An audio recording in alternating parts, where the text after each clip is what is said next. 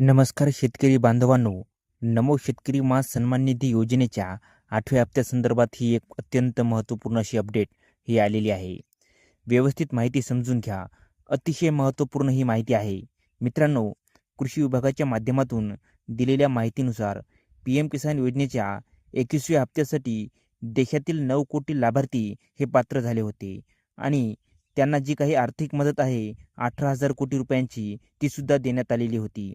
महाराष्ट्रातील आकडेवारी जर पाहायला गेलं तर लाभार्थ्यांची आणि निधीची 20व्या हप्त्यासाठीचे जे लाभार्थी पात्र होते त्यांना महाराष्ट्रामधून 96,05,171 लाभार्थी हे पात्र होते. त्यांच्या बँक खात्यामध्ये जे निधी आहे 1930 कोटी रुपयांची ती देण्यात आलेली होती आणि वितरित सुद्धा करण्यात आलेली होती. आता 21व्या हप्त्यासाठी महाराष्ट्रामधून किती लाभार्थी पात्र आहेत हे समजून घ्या. शेतकरी मित्रांनो, शेतकरी संख्या आहे 90,41,241 आणि निधी जी आहे ती आहे 808 कोटी रुपयांची आणि ती वितरित सुद्धा झालेली आहे. महाराष्ट्रामध्ये नमो शेतकरी मास सन्मान निधी योजनेतील लाभार्थ्यांच्या बँक खात्यामध्ये कोणते लाभार्थी PM किसान सन्मान निधी योजनेमध्ये जे लाभार्थी पात्र होते 21व्या हप्त्यासाठी ही संख्या आहे, ध्यानात ठेवा. परत एकदा, शेतकरी संख्या आहे 90,41,241 आणि निधी जी आहे ती आहे 808 कोटी रुपयांची आणि ती वितरित सुद्धा झालेली आहे. महाराष्ट्रामध्ये नमो शेतकरी मास सन्मान निधी योजनेतील लाभार्थ्यांच्या बँक खात्यामध्ये PM किसान सन्मान निधी योजनेमध्ये जे लाभार्थी पात्र होते 21व्या हप्त्यासाठी ही संख्या आहे, ध्यानात ठेवा. परत एकदा सांगतो, 90,41,241 लाभार्थी यामध्ये पात्र आहेत. आता महाराष्ट्रातील जे काही लाभार्थी हे कमी झालेले आहेत ते नमो शेतकरी मास सन्मान निधी योजनेसाठी किंवा PM किसान सन्मान निधी योजनेमधून हे वगळण्यात आलेले जे लाभार्थी आहेत त्यांचे मुख्य कारण कोणते होते हे सुद्धा तुम्हाला समजून घेणे गरजेचे आहे. आता यामध्ये सांगण्यात आलेलं आहे, मृत लाभार्थ्यांची संख्या होती महाराष्ट्रामधून ती होती 28,000.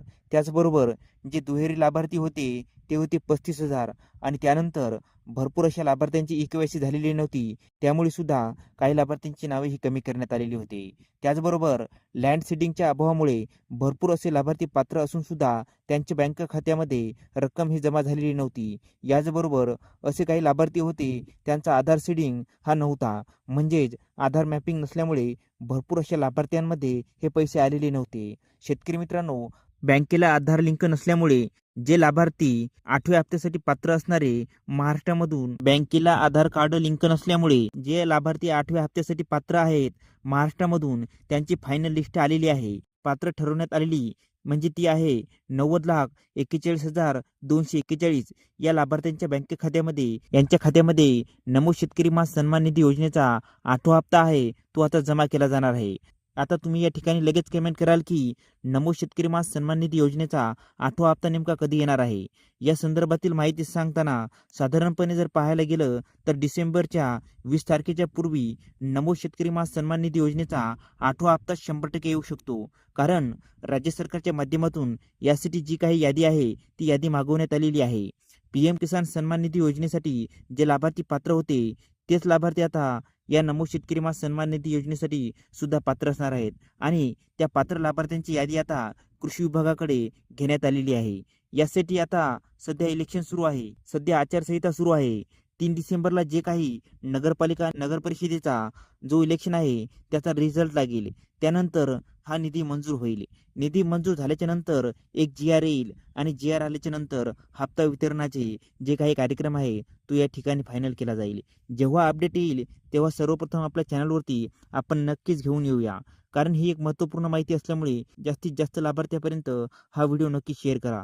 चॅनलवरती जर का नवीन आला असाल तर चॅनलला लाईक, शेअर आणि सबस्क्राईब करायला विसरू नका. धन्यवाद मित्रांनो. जय हिंद, जय महाराष्ट्र.